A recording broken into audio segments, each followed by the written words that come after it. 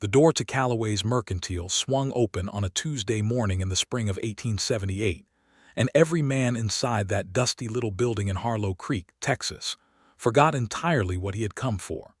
She walked in like weather, like the kind of weather you cannot look away from, the sort that comes in slow and steady from the west and makes you set down your coffee and stand at the window and just watch. She was not particularly tall, and she was not dressed in anything remarkable. Her skirt was the color of dark clay, patched at the hem in two places with a slightly different shade of brown, and her shirtwaist was the faded blue of an August sky that has been baked too long by the sun. Her hair was the deep auburn of a pecan shell, piled and pinned with the businesslike efficiency of a woman who did not spend much time looking in mirrors. Her eyes, though, her eyes were something else entirely. They were that rare, uncanny green you sometimes see in river water when the light hits it just right, clear and bright, and full of a quiet intelligence that made a man feel, in equal measure, seen and humbled. Her hands, when she peeled off her cotton gloves and tucked them into the pocket of her skirt, were the hands of a woman who worked. The knuckles were swollen at the joints, the skin cracked along the fingers, roughened and chapped from cold water and lye soap, and too many hours in the wind without protection. They were honest hands, hard-working hands, the kind of hands that told you everything about a person's life without a single word spoken. She walked to the front counter with her chin up and a list folded in her palm, and not one of the four men standing in that Mercantile was able to speak for a full 3 seconds. Hector Briggs, who had come in for a new hinge for his barn door, was standing with his mouth open like a fish that had been lifted out of the creek. Old Pete Dawson, who had been in the middle of arguing with the shopkeeper about the price of tobacco, had gone entirely silent, which was, by anyone's account in Harlow Creek, a near miraculous occurrence. 2 cowboys from the Rafterty Ranch, boys not yet 20 who had ridden in for saddle oil and hard candy, were staring with the wide-eyed reverence usually reserved for revival meetings. And Harlan Wilcox, who was standing beside the far shelf where the canned goods were kept, with a tin of peaches in one hand and a sack of dried beans in the other, stood completely still and forgot the peaches, forgot the beans, forgot the 3 other things on his own mental list, and just looked at her. He was 34 years old, Harlan Wilcox, and he was not a man given to forgetting things. He ran a cattle operation 4 miles east of town on 320 acres that he had bought, cleared, and built with his own 2 hands over the course of 8 years. He was methodical and deliberate, and not at all the sort of man who stood gawking at women in general stores. He had a square jaw darkened by 2 days of stubbled dark brown hair that was starting to go a little silver at the temples, and eyes that were an ordinary, steady gray, the kind of eyes that watched things carefully and gave very little away. But right now those careful gray eyes were giving everything away. The shopkeeper, a lean, nervous man named August Calloway who had run the Mercantile since 1871, recovered himself first. He straightened his apron and moved behind the counter with the slightly overeager energy of a man who hoped no one had noticed him staring. "Good morning, ma'am," he said. "What can I do for you today?" The woman placed her list on the counter and smoothed it with those cracked, capable hands. "Good morning. I need flour 20 pounds if you have it, salt, baking powder, lard, a spool of white thread number 50 if you carry it, and I was told you might have carbolic soap." Her voice was low and clear, with a faint accent from somewhere east, not the deep south, not New England, somewhere in between, perhaps Virginia or the border states. "We do carry it," August said, already moving. "You're new to the area, I think." "I am," she said. "I've taken the Mercer homestead, the one east of the creek." There was a brief silence in the shop. Harlan set the tin of peaches carefully back on the shelf and set the beans beside it and tried to look as though he had always been very interested in the label on a jar of apple butter. "That old place," said Hector Briggs, who had at last remembered how to operate his jaw. "Been sitting empty 2 years now." "A year and 8 months," she said, without looking up from her list. "I know its history. It needs considerable work," Hector offered. "I am aware of that as well," she said pleasantly. August was stacking her order on the counter. "I didn't catch your name, ma'am." "Redmond," she said. "Catherine Redmond." Harlan felt the name settle somewhere in his chest the way a hand settles over a hymn you have not heard since childhood, familiar, unexpected, and more affecting than you are prepared for. Old Pete Dawson, apparently deciding that silence had gone on long enough, leaned on the counter from his side of the room and said, "You a widow, Mrs. Redmond?" "Pete," August said sharply. "It's a fair question," Pete said unapologetically.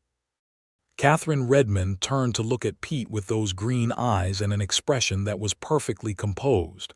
"It is not actually," she said, "but since you have asked, yes." She turned back to the counter. Pete Dawson had the grace to look, if not ashamed, at least briefly silenced again. Harlan moved forward. He wasn't entirely sure what made him do it, some instinct that was older and more honest than his usual caution. He came to stand beside the counter, not too close, at a respectful distance, and he set his hat in his hands. "Ma'am," he said, "I'm Harlan Wilcox. I run the Wilcox spread east of town. My land adjoins the Mercer property on the north side." She looked at him. Those green eyes took him in with a directness that was not unkind, but was entirely without pretense. "Mr. Wilcox," she said, "I couldn't help overhearing. The Mercer place has been sitting empty a good while and it's got some needs. If you run into trouble with the roof on the main structure, the east corner was sagging last I looked, and the pump on the well needs a new seal or it won't pull water from any kind of depth." She watched him, not with suspicion exactly, but with the careful assessment of a woman who has learned that offers of help from strangers are not always what they appear. "I appreciate that information," she said. "I'm not offering it to alarm you," he said, "only so you know what you're walking into. I've been walking into things with full knowledge for some years now, Mr. Wilcox," she said, "but thank you." He nodded, put his hat back on, and stepped back. He was aware that every man in the room had been watching this exchange with varying degrees of interest, and he found that he did not particularly care. He paid for the few things he actually remembered from his list: the beans, a box of rifle cartridges, and a jar of liniment. And he went out into the brilliant May morning, and he stood beside his horse for a moment before mounting, and he thought about green eyes and cracked hands and the quiet, unmistakable dignity of a woman who had known hard times and was not broken by them. He rode home. He worked the rest of that day. He fixed a stretch of fencing along the north pasture and checked on the yearlings and ate supper alone at the table he had built himself in the kitchen of the house he had built himself. And he thought about Catherine Redmond more times than was strictly reasonable for a man who had spoken perhaps 30 words to her. The following morning, he rode to the Mercer place. He told himself it was a neighborly call. He told himself it was because the roof situation was genuinely a concern, and a woman alone on a failing homestead could run into serious trouble before the summer storms came.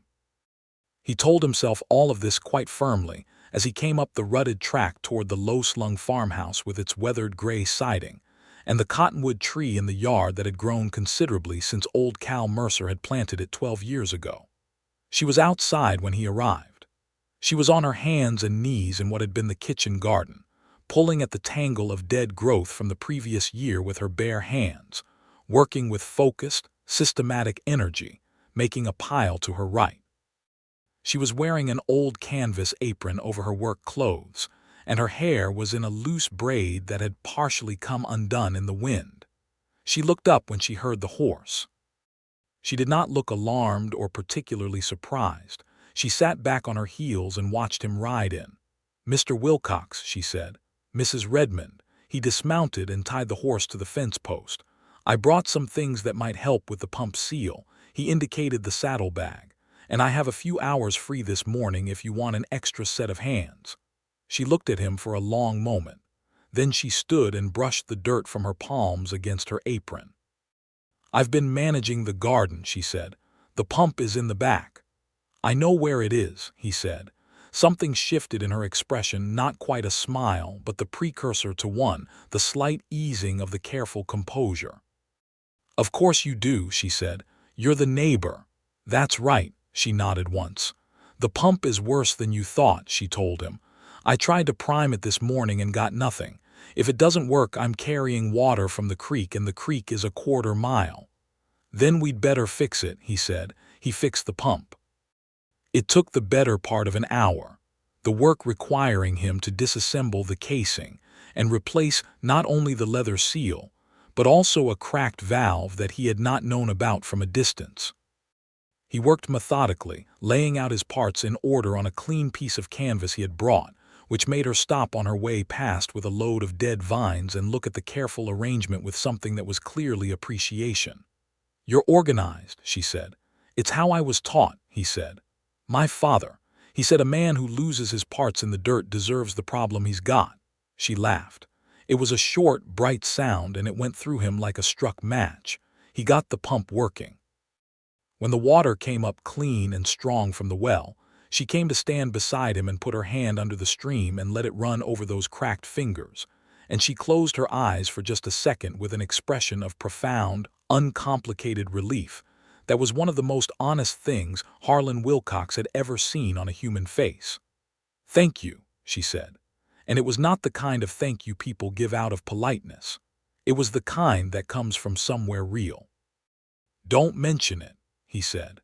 They stood there a moment with the water running between them in a sense, and the cottonwoods stirring overhead, and the warm May air carrying the smell of turned earth from her garden. "How long have you been here?" he asked. "In Harlow Creek." "4 days," she said. "And before that," she looked at him with those clear eyes deciding something. "East Texas," she said, "near Nacogdoches. My husband passed 18 months ago. He had a parcel of land there, but there was debt against it that I didn't know about, and after it was settled, there wasn't anything to stay for." She paused. "I had a cousin who'd written about land available in this county, so I came." "Your cousin?" "He passed last year as well," she said, with a kind of flat steadiness that told him she had already made her peace with it, or at least had stopped fighting it. "Fever." But he'd been right about the land. The Mercer place was affordable. "Affordable and considerable work," he said. "Most good things are." He looked at her. She was looking at the pump, watching the water still running, and there was something in her profile, the set of her jaw, the slight tilt of her head, that made him think of a woman who had learned to take inventory of what she had and make decisions from there, without the luxury of wishing things were different. "I can help with the roof," he said.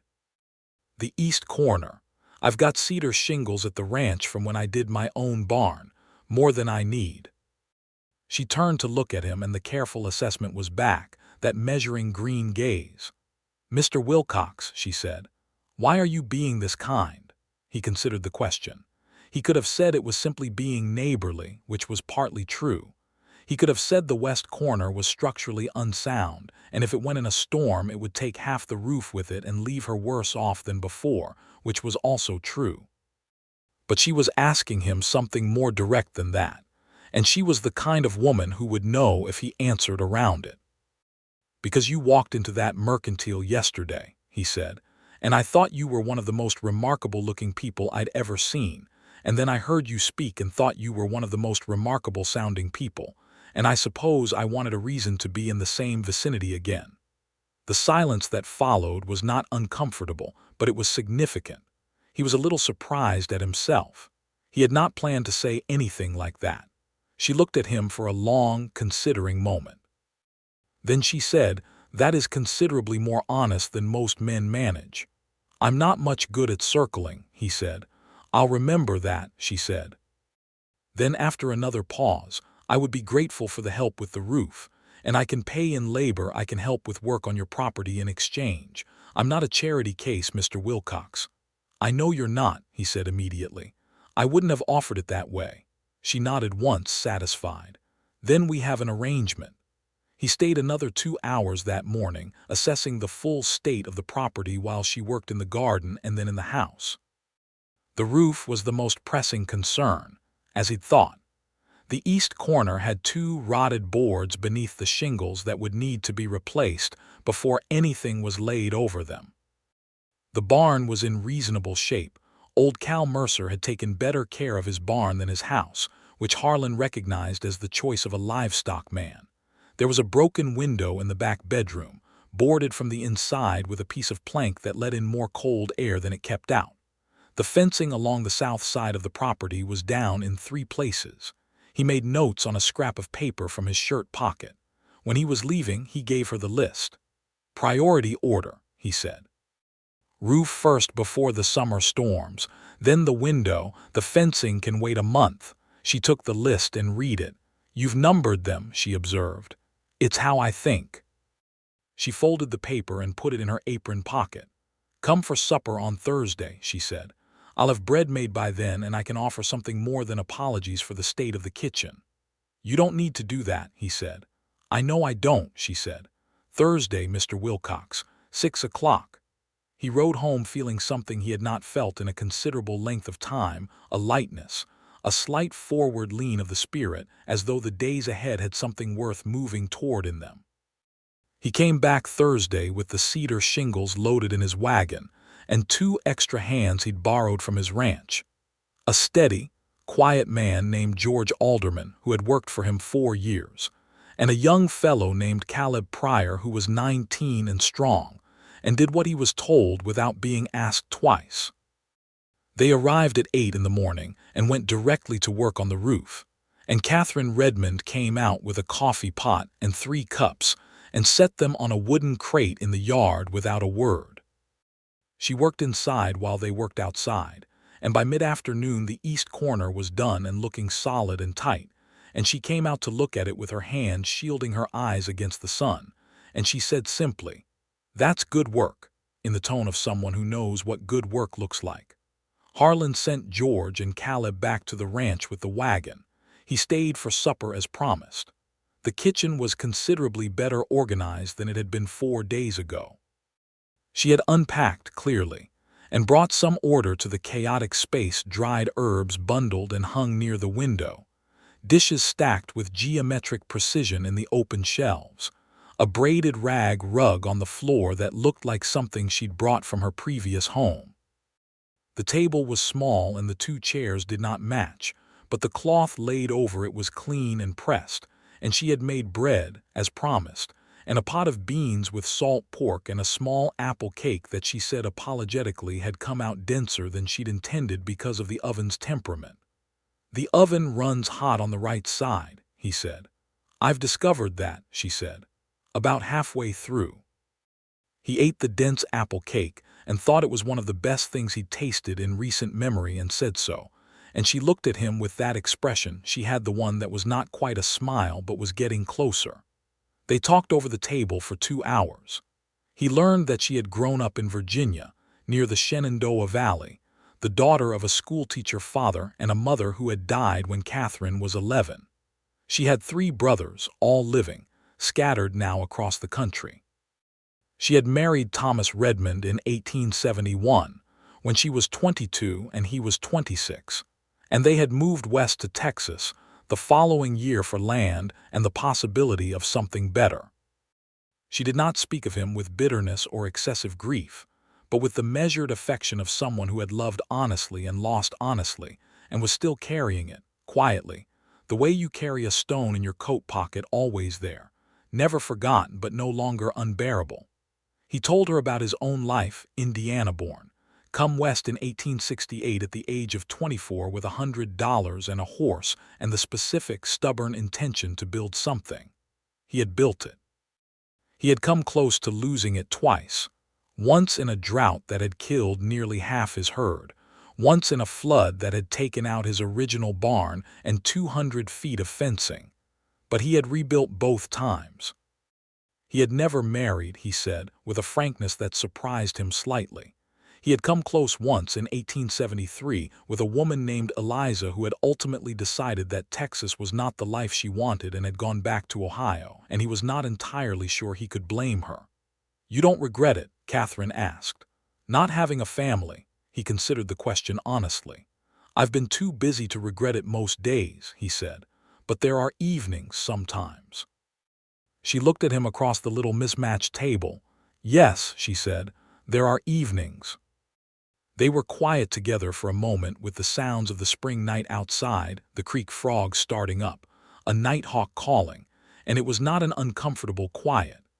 It was the kind of quiet that two people can only sit in when they have already said something real to each other. He rode home under a sky blazing with stars and felt, again, that forward lean of the spirit. Something was beginning. He could feel it the way you feel a weather change, not yet visible on the horizon, but present in the air, in the pressure of the night against your skin. He came back Saturday with the supplies for the window.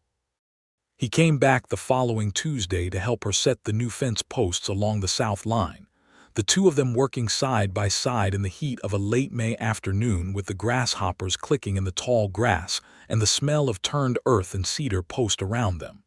She was strong. He noticed that about her early and was not surprised, given everything he already knew about her, the cracked hands, the set of her jaw, the history she carried. She could drive a fence post with a pounder as efficiently as any man he had worked beside, and she did not stop to comment on it or look to him for acknowledgement. She simply worked. Between post holes they talked.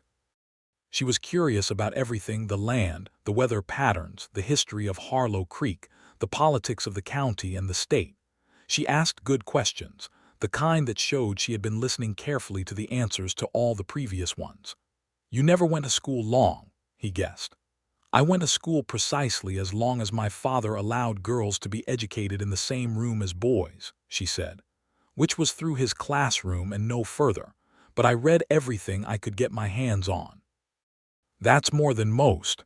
"It didn't feel like enough," she said. "It still doesn't sometimes." In early June, she came to his ranch for the first time, honoring her side of the labor exchange. She spent 2 days helping his housekeeper, a stout and cheerful Tejana woman named Senora Paz, with the massive undertaking of whitewashing the interior of the main house, which had gone gray and dull over the years. She worked with the same focused efficiency she brought to everything, and Senora Paz, who was not a woman given to easy approval, told Harlan at the end of the second day that the widow Redmond was una mujer seria, a serious woman, with the respect that phrase implied. Harlan knew it. He was becoming increasingly aware of everything about her: the way she tilted her head when she was thinking, the way she tucked a loose strand of hair behind her ear with the back of her wrist when her hands were too dirty to use, the way she laughed, that short, bright sound that he found himself angling conversations toward the way a man angles a boat toward light. He was falling in love with her. He knew it the way you know a fact that has been true for some time before you named it, not with surprise, but with a kind of recognition, a settling. He did not say anything about it. She was a woman who had been through considerable difficulty, who had built her independence out of necessity and then made it into something she clearly valued, and he was not going to rush anything or pressure her in any direction. He was content, for the moment, to be present, to be useful, to be the person she talked to across a table or beside a fence line. Harlow Creek itself had noticed them. Small towns in 1878 Texas did not have much tolerance for subtlety when it came to social observation, and a man of Harlan Wilcox's standing making regular trips to the widow Redmond's homestead had been noted, discussed, and analyzed at the feed store, at the barber shop, and in the pew rows of the First Baptist Church, with the thoroughness that small communities bring to matters that do not strictly concern them. Hector Briggs's wife, Martha, called on Catherine in the 3rd week of June with a pie and an agenda. Harlan heard about it from Catherine herself the next time he came to help her clear the old brush pile behind the barn. "She wanted to know your intentions," Catherine told him with a perfectly straight face. He stopped mid-swing with the brush hook. "She wanted to know my intentions." "She was very thorough about it," Catherine said. "She went through them systematically. She wanted to know whether you were planning to court me formally, whether I had any family who ought to be informed, and whether I understood that you were, in her words, the most eligible man in 3 counties and a good deal more steady than he lets on." Harlan stood there for a moment. Then he said, "What did you tell her?" "I told her that the pie was very good," Catherine said, "and I thanked her for her concern." He looked at her. She was watching him with those bright eyes, and the expression that had, over the past weeks, evolved fully from almost a smile into an actual one, not large, not theatrical, but real and warm and directed squarely at him. "And what did you think," he said, "about what she said?" "I thought," Catherine said, "that she was probably right about you being steady." A pause. "And I'm not entirely opposed to the other word she used, either." He set down the brush hook. "Mrs. Redmond," he said. "Mr. Wilcox," she said. They looked at each other across the patch of scrubby brush and June sunshine, and the years and losses, and the distance they had each crossed to be standing in this particular field. "I'd like to court you," he said. "Formally, since apparently that's the word in use. I'd like to take you to supper at the hotel dining room, and to church on Sundays, and to the Founders' Day celebration at the end of the month. And I'd like to come over here and fix things and eat supper and sit on the porch in the evenings. And I'd like to do all of that with the honest understanding that I am falling for you in a way I have no intention of pretending otherwise about." Her smile had gone from warm to something brighter and more unguarded, and her eyes were particularly green in the June light. "You said you weren't good at circling," she said. "I told you to remember that," he said. She was quiet for a moment, looking at him with an expression he was learning to read, the considering look, the one that meant she was taking something seriously rather than dismissing it. "I want to be honest with you too," she said. "I'm not the same woman I was 7 years ago before Thomas died. I am not easy or uncomplicated. I have opinions about most things, and I'm not inclined to put them away to make a man comfortable. I have my own land now and my own life, and I worked hard for both of them." "I know all of that," he said. "I haven't missed any of it. And it doesn't trouble you. It's the entire reason I'm standing here," he said. She looked at him for another long moment.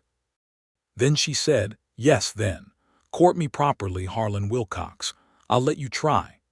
The "let you try" was said with a warmth that turned it from challenge into invitation, and he felt it in his chest like the pump water coming up clean, like relief and rightness, and the promise of something that would sustain rather than deplete. He took her to the hotel dining room the following Friday. Mrs. Calloway, August's wife, who ran the dining room with considerable culinary ambition for a town the size of Harlow Creek, had produced a menu of roast chicken and sweet potato pie, and Catherine wore her best dress, which was deep blue and fit her well, and had done something different with her hair that he did not have the vocabulary to describe precisely, except that it was down more than it usually was, and the lamplight found the copper in it, and he had trouble keeping his mind on the food. They talked for 3 hours over that table. The other diners, who were 3 traveling cattle buyers and old Pete Dawson eating alone as usual, were largely forgotten. She told him more about Virginia, about the mountains she had grown up seeing from the kitchen window, about her father's schoolroom with its cracked blackboard and its smell of chalk and pine, about the war years when she had been a child, and the way they had left a permanent mark on everything: the landscape, the economy, the people. About coming west with Thomas and the years of building, first the cabin, then a proper house, the cattle they ran, the neighbors they made, the way the Texas land grew on you like a second skin until you could not imagine any other. He told her about Indiana, about his father's sawmill, about the particular quality of Midwestern winter that makes you believe in the necessity of spring, about coming west on a trail that was already well worn but still felt like the edge of something, about the first years in Texas when everything was harder than he had imagined, and he had pushed through anyway because he had not gone this far to turn around. "You're stubborn," she said. "Committed," he said. "Those look the same from outside," she said. "Maybe so," he said, "but the inside matters." She looked at him. "It does," she agreed softly. Founders' Day in Harlow Creek was the last Saturday of June, a celebration that the town took seriously enough to justify 3 days of anticipation and considerable effort. The main street was hung with bunting. The church ladies ran a baked goods table. There was a fiddler from the next county over and a caller for the square dancing in the evening, and the general mood was the specific cheerfulness of a community that was still new enough to feel the fact of its own survival as something worth celebrating. Harlan arrived at Catherine's homestead at 10 in the morning in his best wagon, the spring-seat one that rode smoothly, with the horses brushed until they looked genuinely prosperous, wearing his good hat and his good coat, which Senora Paz had pressed for him the night before with an expression of resigned benevolence. Catherine came out of the house and he stepped down from the wagon seat, and she was wearing the blue dress again, but with a cream-colored shawl, this time, and her hair done up neatly with a few small summer wildflowers tucked into the pin at the back, a small, simple touch that looked like it might have cost her some self-consciousness, which made it, somehow, even more affecting. "You look beautiful," he said. She looked at him directly, not deflecting it or diminishing it. "Thank you," she said. And then, after a pause, "You look very respectable." "High praise," he said. "The highest I've got for a Tuesday," she said. "It's a Saturday, so you should feel good about that."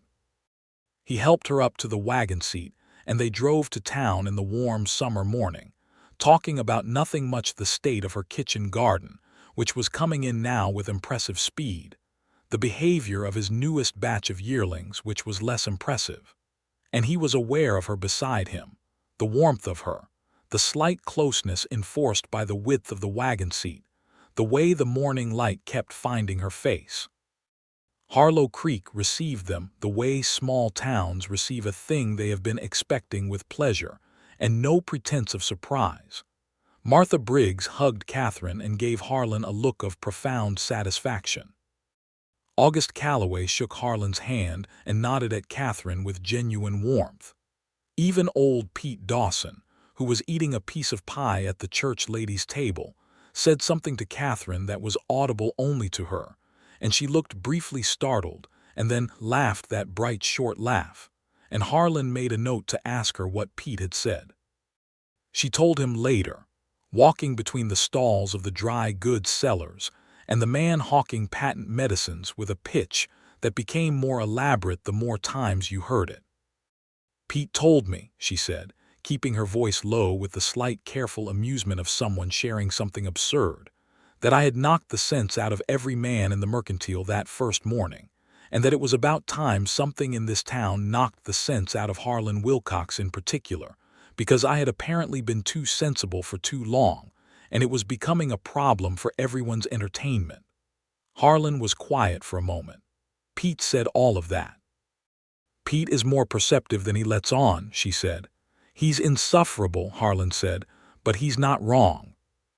She looked at him sideways with those green eyes bright with the day's pleasure, and he thought he might be very close to the most content he had ever been in his life, standing in the dust of a small Texas town on a June Saturday with the smell of fry bread and horse and warm cotton in the air.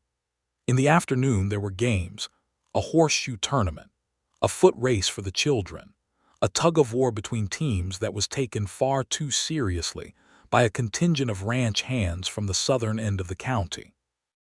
Harlan won the horseshoe tournament without particularly trying, which Catherine teased him about with a precision that suggested she had been paying close attention. "You could have let someone else win," she said. "I couldn't," he said honestly. "It's horseshoes. It's a community celebration. They can win next year," he said, "when I'm not here to prevent it." She shook her head with that smile, and he filed it away.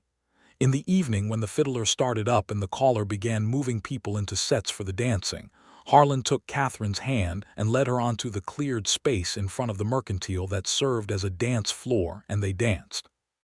She was a good dancer, precise and light on her feet, with the kind of natural rhythm that either you have or you don't. He was a competent dancer in the workmanlike way that a man becomes when he grew up in a community where dancing was a social obligation rather than a preference, and together they managed something more than the sum of those parts. He kept her hand a little longer than strictly necessary when the set ended. She did not take it back. They danced twice more. Between sets they talked with neighbors and ate slices of cake from the baked goods table and watched the children running in the lantern-lit dark. And at some point in the middle of the second hour of the evening, they were no longer quite side by side in the way that two people stand near each other, but had become, without either of them formally noting it, the kind of close that is a statement. On the drive home, the stars were extraordinary, that particular summer blazing that seems to start in early July, but sometimes arrives a few weeks early as a gift. The horses knew the way and moved steadily through the warm dark, and Catherine sat beside him with the cream shawl around her shoulders and her head tilted back slightly to look at the sky. "I have not had a day like this in a long time," she said. "Good day?" he asked. "Very good," she said. "Strange to say that and mean it fully." "Why strange?" She was quiet for a moment. "Because I spent a long time after Thomas died feeling guilty for any day that didn't feel like grief," she said. As though good days were a betrayal, she paused. "I think I'm past that now, mostly." He looked at the road ahead, at the horses' dark shapes moving against the starlit sky. "He'd want good days for you," Harlan said. "Anyone who was worth loving would." She was quiet for a while after that. Then she said quietly, "Yes, he would." When they reached her homestead, he helped her down from the wagon, and she stood for a moment in the yard with the cottonwood rustling above and the creek frogs beginning their evening chorus, and she looked up at him in the starlight with an expression that was open and warm and a little bit tentative all at once. He kissed her. He bent down and kissed her softly, carefully, with his hand gentle against her jaw, and she put her hand against his chest and kissed him back, and the night was warm and the stars were bright and the frogs were singing, and there was nothing complicated about it at all in that moment. She pulled back first and looked at him with those green eyes full of something warm and certain. "Good night, Harlan Wilcox," she said. "Good night, Catherine Redmond," he said. He drove home and the horses could have found their own way, and he let them. July arrived with its full, unapologetic Texas heat, and the work of the summer was relentless for both of them. Catherine's homestead was beginning to show real signs of what it could become. The garden was producing in earnest: beans, squash, early corn, tomatoes just beginning to turn. She had acquired 2 chickens from Martha Briggs and a milk cow from a family moving through that needed to lighten their wagon. The house was clean and functional and had acquired, in the 2 months she had been there, the quality of being genuinely lived in: the herbs drying in the kitchen, the books stacked on the shelf she had nailed up herself, the braided rugs, and the mismatched furniture that somehow cohered into something she had made her own. She came to the Wilcox ranch 2 or 3 times a week now, not always for work, sometimes just to sit on the porch in the evenings when the heat had eased somewhat and talk with him and eat supper with him, and sometimes sit reading across the table from him while he went over his accounts, the 2 of them comfortable in the particular way that 2 people become comfortable when they have stopped needing to perform for each other. Senora Paz approved of this development with the quiet, emphatic expressiveness of a woman who does not need words to make her opinions known. She fed Catherine enormously whenever she appeared, and the 2 women had developed what was clearly becoming a warm, mutually respectful friendship that operated in a combination of English, Spanish, and expressive gesture. On the last Sunday of July, after church, they had been attending together for a month now, which was as clear a declaration of seriousness as Harlow Creek required. Harlan drove them up to the ridge north of his property that overlooked the whole valley. It was his favorite place on the land, a high shelf of limestone with live oaks leaning over it, and a view that went for 20 miles on a clear day, which this was.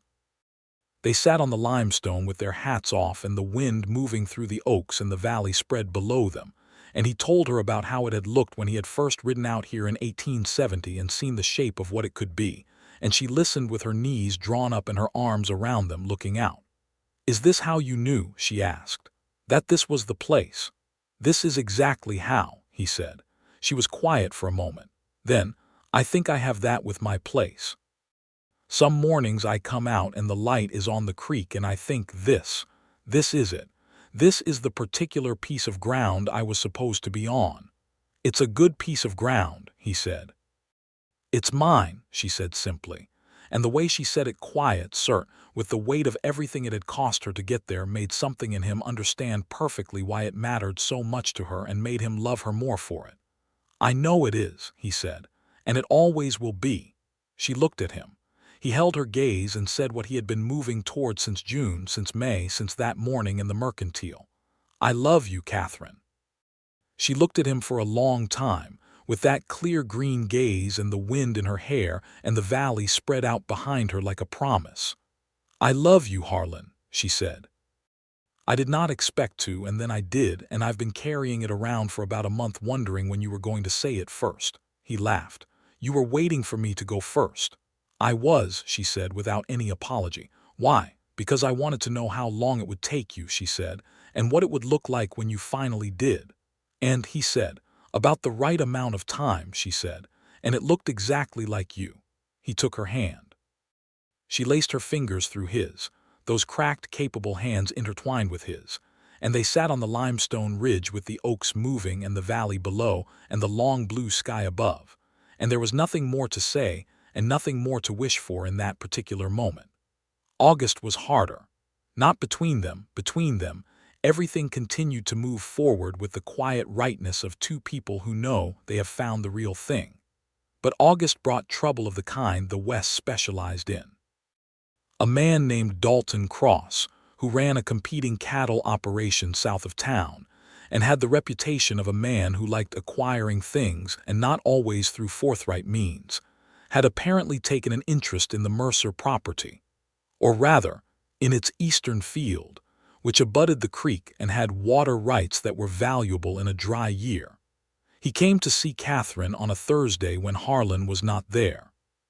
He came with two of his hired men and arrived at the front door rather than the back, which was the courtesy gesture, but then spoke in the flat, acquisitive way of a man who has decided the answer before he has asked the question.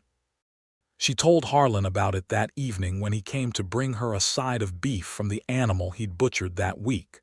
She told him calmly, standing in the kitchen doorway with a jar of preserved tomatoes in her hands, as though it were an interesting incident rather than a threatening one. "He offered to buy the east field," she said.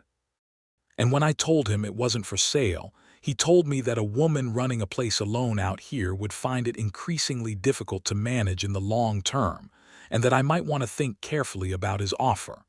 Harlan set the wrapped beef down on the porch railing and was quiet for a moment. "Did he threaten you?" "Not in so many words," she said. "He was careful about that. He was the kind of man who knows how to mean something without saying it." "I know who he is," Harlan said. "I thought you might." "I'll speak to him." She shook her head. "Harlan, I need to be the one to deal with this." He looked at her. She looked back with the expression that meant she had already decided.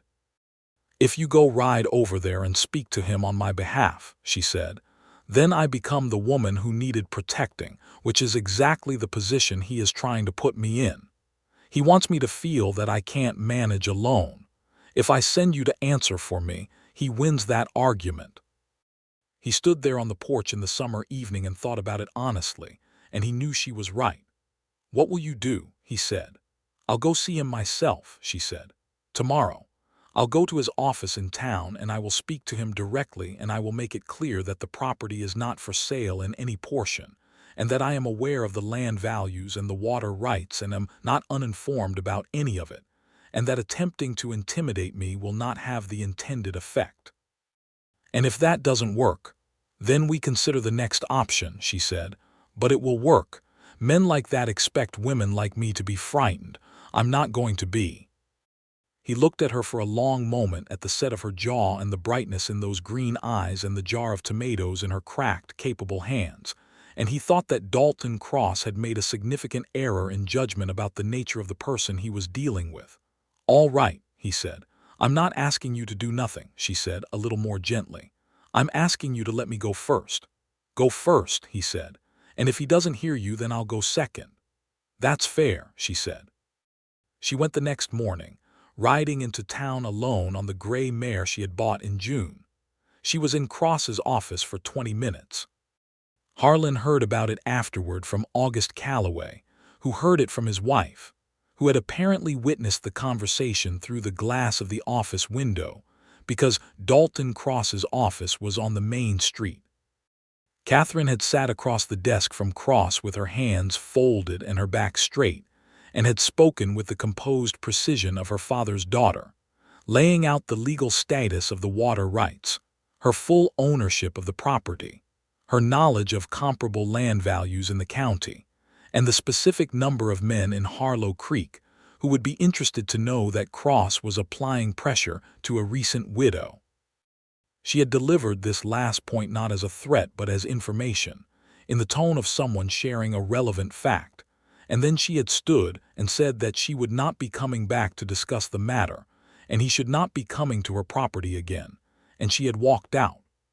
Cross had not, August reported with a satisfaction he did not attempt to disguise, said a single word after the first 30 seconds of her presentation. Harlan heard all of this and felt something profound and admiring and a little bit awed, and when he saw Catherine that evening he said, "I heard you were magnificent." "I was adequate," she said. "Don't make it into a legend." "Too late," he said. "The whole town already has." She shook her head, but she was pleased. He could see it. Cross did not return to the Redmond property. The matter was closed. In September, when the worst of the heat had passed and the evenings were beginning to hold the first faint suggestion of autumn, Harlan asked Catherine to marry him. He did not do it dramatically. He did not do it at a notable location or with an elaborate preamble. He did it at her kitchen table on a Sunday evening after supper, when she was washing the dishes in the basin, and he was drying them and handing them back, and they were talking about whether her corn yield had been sufficient or whether she needed to plant an additional half-acre next spring. He set down the dish he was holding and said, "Catherine, will you marry me?" She stopped washing. She stood with her hands in the soapy water and she looked at the window for a moment, and he could not see her face.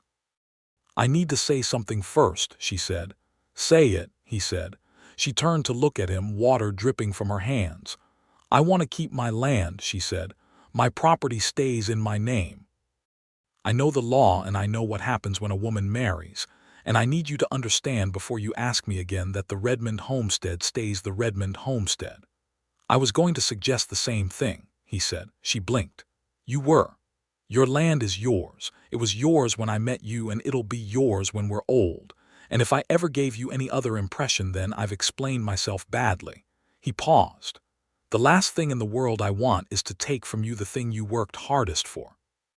She looked at him for a long moment with those clear green eyes, and something in them was soft in a way he had not seen before, not vulnerable, exactly, but open, trusting. "Yes," she said. "I will marry you, Harlan Wilcox." He crossed the kitchen and kissed her, and she put her wet soapy hands on either side of his face and kissed him back, and the warm September evening came through the open window, and the creek frogs began their chorus, and it was, altogether, exactly right. They were married in October, when the live oaks had gone to gold and the air had the dry, bright clarity of a Texas autumn morning.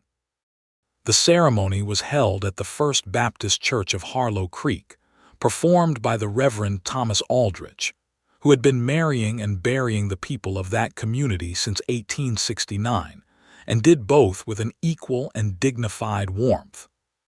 The church was fuller, perhaps, than strictly warranted by the town's population, because word had spread to the outlying farms and ranches in the way that good news does, and people had come. Martha Briggs sat in the second pew and wept with the unself-conscious joy of a woman who had appointed herself to this outcome and was now receiving the vindication. August Calloway sat beside his wife with the quiet satisfaction of a man who had been present at the beginning. Old Pete Dawson, in the third row, was wearing a clean shirt, which was understood in Harlow Creek to be his highest form of respect. George Alderman and young Caleb Pryor sat in the back, both in their Sunday clothes, George with his hat in his hands and Caleb looking like he might fall asleep, but trying nobly not to. Senora Paz sat in the front row on the groom's side and spent the ceremony with her hands folded in her lap and a serene, vindicated expression that said, without words, that she had known this was coming since approximately the second week of June. Catherine wore a dress she had made herself from fabric she had ordered from a catalog, a fine, deep green wool that matched her eyes and made people in the congregation look twice at the coincidence, though it was not a coincidence at all. She had her hair down at the sides and pinned up at the back with the small tortoiseshell combs that had been her mother's, and she carried a simple bunch of late autumn wildflowers, the gold and brown ones that grew along the creek bank in October. She walked down the aisle alone, the way she had walked into Calloway's Mercantile that first morning, with her chin up and her spine straight and her bright eyes clear, a woman who belonged to herself and was choosing from that position of belonging to share her life with someone else. It was not the same as need. It was better than need.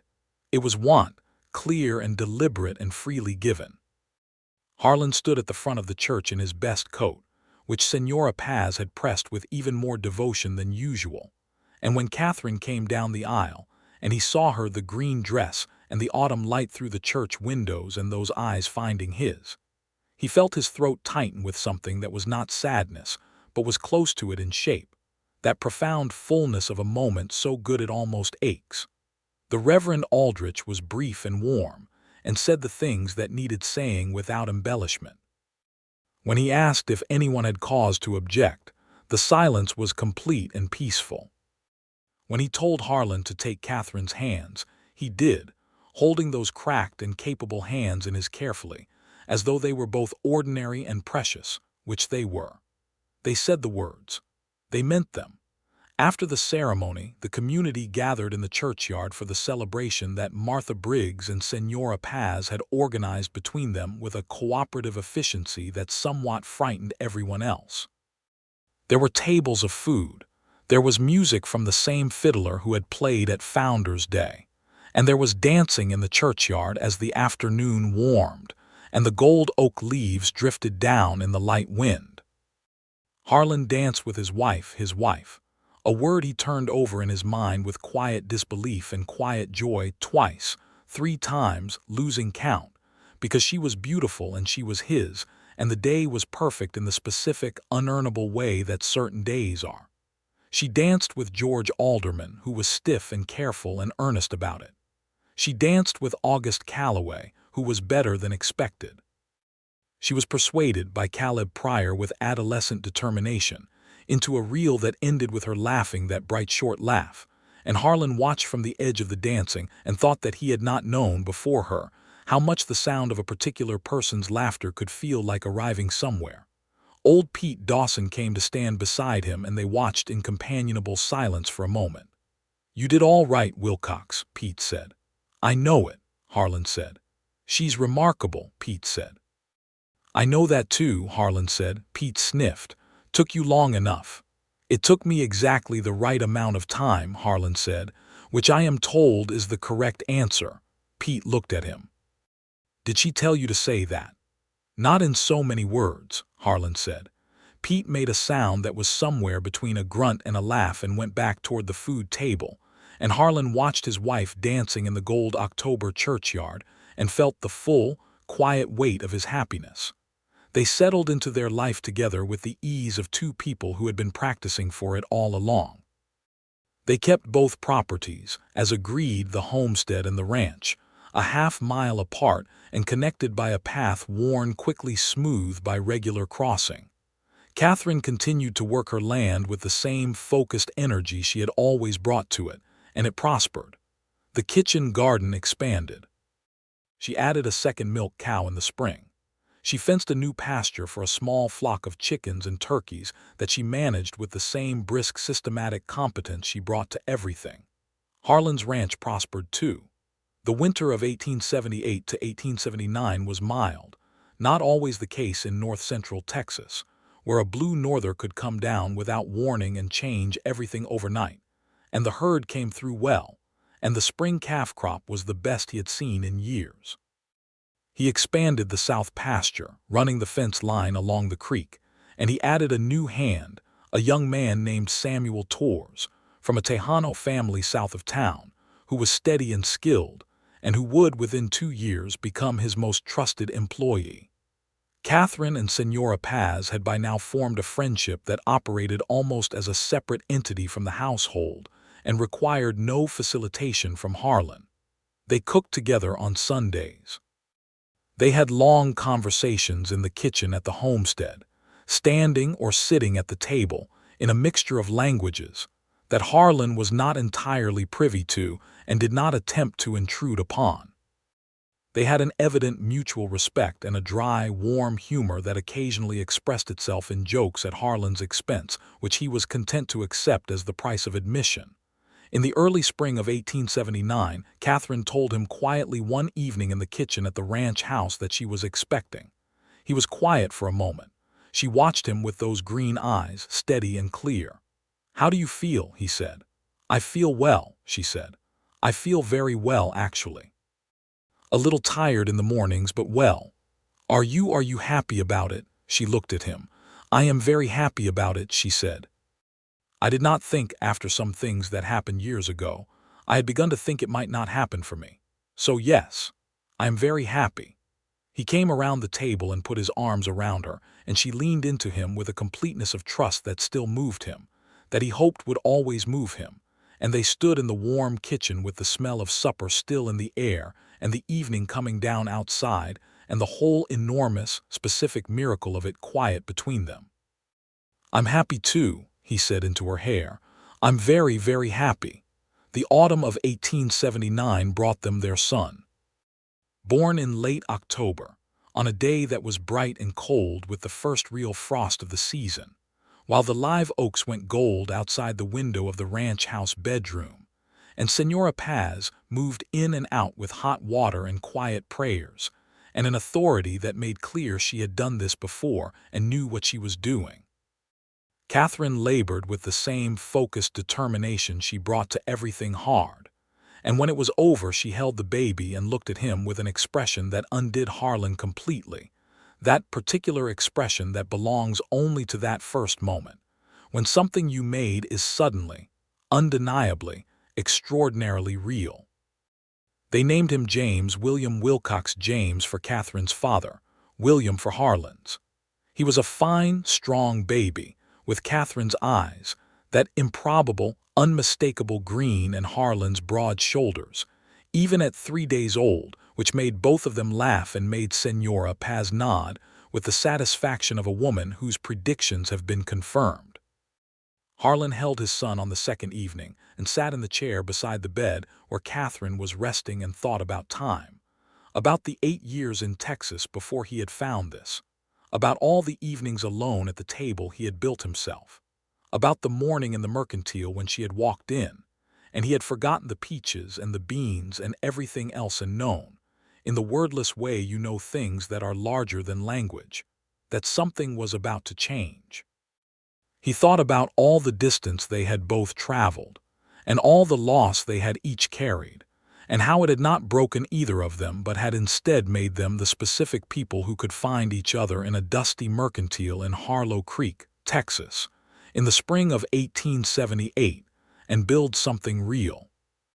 James William Wilcox slept in his arms with the total, eloquent confidence of a person who knows he is held, and Harlan thought that this particular evening, this particular weight in his arms, this particular woman sleeping in the bed beside him with her cracked hands folded on the quilt, and her face soft with the exhausted peace of someone who has just done the hardest and best thing. This was what all of it had been for. The years settled into their shape. The homestead and the ranch became, in the way of things well managed and well loved, increasingly substantial. Catherine's east field, the one that Dalton Cross had tried to take from her, turned out to have the finest soil on either property for corn, and she ran it with a systematic precision that produced yields that neighboring farmers came to consult her about, which she fielded with the direct, informative manner that made men who had underestimated her think twice about doing so again. Harlan expanded his herd cautiously, not aggressively, building with the steady deliberateness that characterized everything he did. He added a second bunkhouse for the hands, which now numbered 4, including Samuel Torres, who had become indispensable. He replaced the original barn, which had served well but was getting old, with a new one, larger and better built, that took 2 weeks and half the able-bodied men in the surrounding area to raise, during which Catherine ran a kitchen operation that fed somewhere between 8 and 15 people 3 times a day without apparent strain. In the summer of 1881, their daughter arrived. Harlan had hoped for another child and had not allowed himself to say so too plainly, and when Catherine told him in January that she was expecting again, he kissed her with a thoroughness that made her laugh, and then told him to go check on the horses. The daughter came in July, in the same room in the ranch house, with the summer heat pressing against the windows and Senora Paz in her customary position of authority. She was a darker baby than James' darker hair, darker eyes, though with something in the eyes that hinted at her mother's green. Catherine looked at her and said, "Margaret," with the certainty of a woman who had known what to call this particular person before she arrived. "Margaret Redmond Wilcox." Senora Paz kissed both cheeks of the name upon hearing it, and then both cheeks of the baby, and then went to make a pot of coffee and call James in from the yard where he had been waiting with George Alderman, who had been keeping him company and teaching him to whittle with the patience of a man who has decided he is the boy's honorary uncle. James was 22 months old and largely unimpressed by his sister, though he reached out to touch her hand with a tentativeness that made Catherine press her face into Harlan's shoulder to hide the particular smile that she preferred not to be observed having, because she felt it made her look undignified. He could see it anyway. Harlow Creek grew. By 1882, there was a new schoolhouse, which had been the subject of considerable civic debate and fundraising effort, and had ultimately been accomplished through the combined determination of 5 women on a committee, of whom Catherine was one. There was a new doctor, a young man from Ohio named Merritt, who arrived with a medical bag and a slightly dazed expression, and settled in over the course of 2 years into the community's affections. There was a new bank, which was more controversial, and a second general store, which put August Calloway into a temporary competitive anxiety from which he recovered when it became clear that the town was big enough for 2. The school had a teacher, a quiet, well-read young woman named Miss Prouty, from back east, who took her work seriously and commanded the respect of her students with a gentle firmness that Catherine recognized and approved. James started school in 1884. He was a solemn, curious 5-year-old who wanted to know the reason for things, a quality that surprised no one who knew his parents. Old Pete Dawson passed in the winter of 1883, having reached the age of 71 through the apparent specific determination not to go before he was ready. His funeral was attended by most of the town, and there was a warmth to it, the warmth of a community sending off someone irritating and beloved, someone who had been a fixture and would be a gap. Catherine spoke at the service briefly and said that Pete Dawson had been the most frankly rude person she had met in Texas, and that she had thought about him every time she subsequently heard someone else speaking the truth without wrapping it up first, and that she was glad the world had had him in it. There were a few laughs and a lot of nodding. It was, by the general account, exactly the right thing to say. The ranch continued to prosper.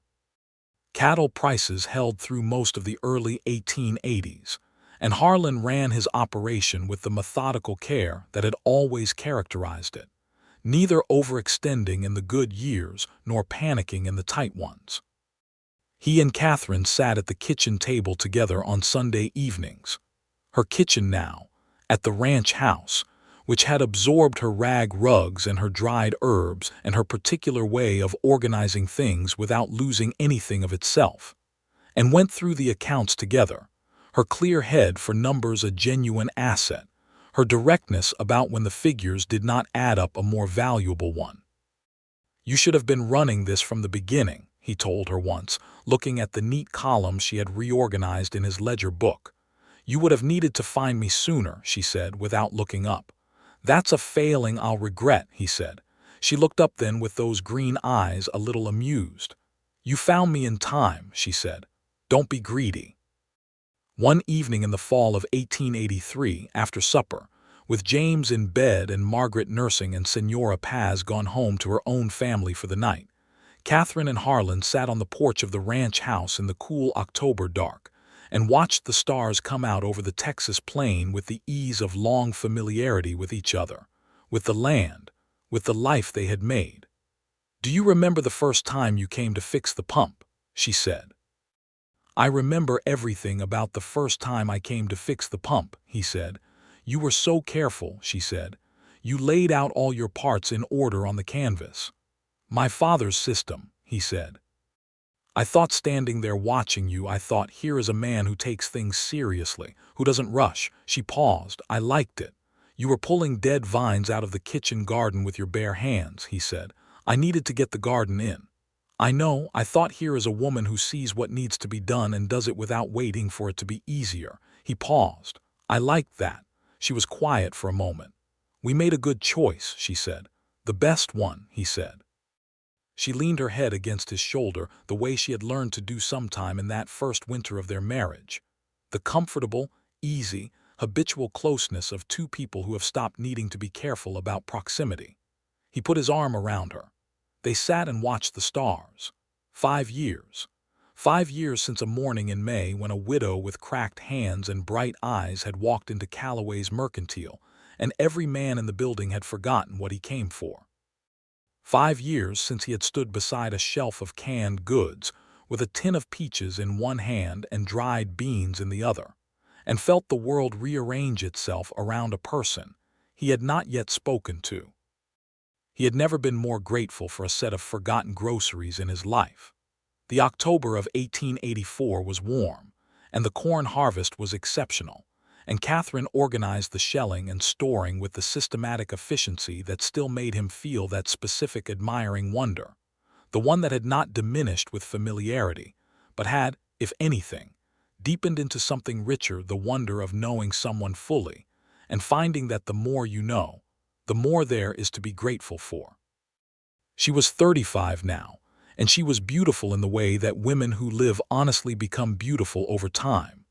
The lines of her face had the character of someone who has laughed and squinted in bright light and frowned over accounts, and held children through illness and sat in weather and thought hard about hard things. And her eyes were still that uncanny, particular green, still full of that intelligence and directness that had stopped every man in the Mercantile 6 years ago and had been stopping Harlan Wilcox ever since. Her hands were still cracked, still marked by the work she did and the water and the wind. She had tried various remedies over the years, lanolin, beeswax salves that Senora Paz made from a recipe she described as infallible, and they helped.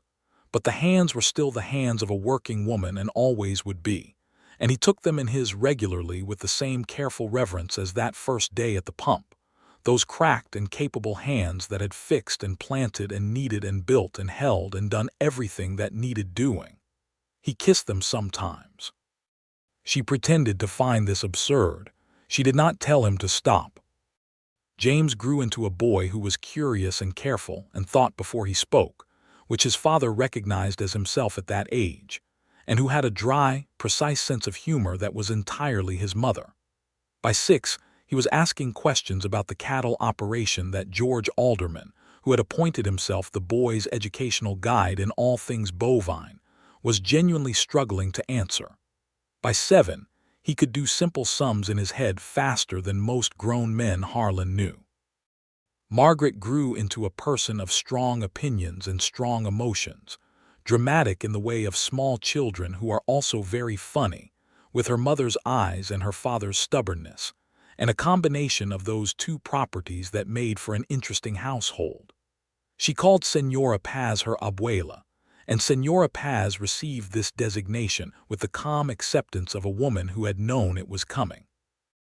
In the spring of 1885, Catherine came to him one evening with a particular expression, the one he had learned to recognize over the years as the precursor to her saying something she had been thinking about for a while and had now decided to say. They were on the porch as they often were in the evenings, and the children were inside with Senora Paz, and the spring evening was soft and fragrant, and he waited. "I want to teach," she said. He looked at her. "Miss Prouty is leaving at the end of the term," Catherine said. She's going back east to be married. The school will need a new teacher and I want to apply for the position. He thought about it.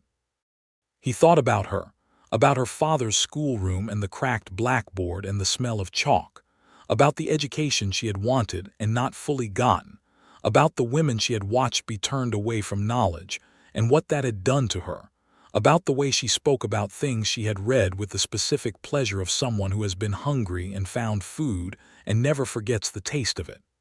"You'd be extraordinary at it," he said. "I believe I would," she said, with a simplicity that was not arrogance but was honest self-knowledge. "I know things. I want to give them to children who are starting where I started, who need someone to take what they're asking seriously." "What about the homestead?" "The homestead will keep," she said. "Samuel can manage the east field planting through the busiest weeks in exchange for a share of the yield which I've already worked out. The chickens and the cows I can manage mornings and evenings. It's possible." She had done the arithmetic already, of course she had. "Apply," he said. "You don't need my permission, Catherine." "I know I don't," she said. "I'm telling you because I want you to know, because we're partners." He took her hand. "Apply," he said. "And when they give you the position, because they will, I'll come to your first day and sit in the back and probably be the most impressed person in the room." She looked at him with those green eyes, warm with the particular warmth that was her specific love for him, clear and direct and certain, the love of a woman who does not love without knowing what she is doing. "You would embarrass me," she said. "Absolutely," he said. She applied. She received the position with gratifying promptness, the school board having apparently conducted a very brief deliberation before arriving at the obvious conclusion. She taught for the first time in September of 1885. The schoolhouse in Harlow Creek had 18 students that year, ranging from 6 to 14, and Catherine Wilcox stood at the front of it on the first morning with the chalk in her hand and the cracked, capable hands of a woman who had built her life from necessity and made it into something larger than it needed to be. And she began. Harlan did not sit in the back on the first day. He was needed at the ranch for a difficult calving situation that had come up at the worst possible time, and he sent James in his stead, which James found thrilling in the way that 6-year-old boys find it thrilling to have a solemn responsibility. He heard about the first day from James that evening in enormous detail, and from Catherine later, in the precise and thoughtful summary she gave everything. She was lit up in a way he recognized, the specific brightness of a person who has found, at last, one of the things they were made for. "How was it?" he asked. "It was exactly right," she said. "It was absolutely exactly right."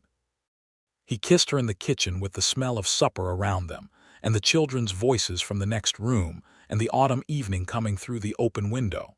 And he thought that exactly this was the life that had been worth every mile and every difficulty, and every lonely evening at the table he had built himself before she had come, and made it a table for two. The years moved as good years do, with substance and surprise, and the ongoing ordinary miracle of a life that has the right people in it. James grew, Margaret grew, the ranch grew.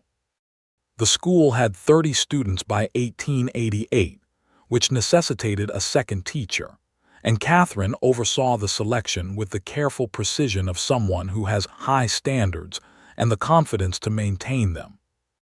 In the late autumn of 1888, 10 years after the morning in the Mercantile, Harlan drove Catherine up to the limestone ridge, their ridge, the one with the live oaks and the 20-mile view, on a Sunday afternoon, while Senora Paz watched the children and the valley lay below them in the last gold light of October.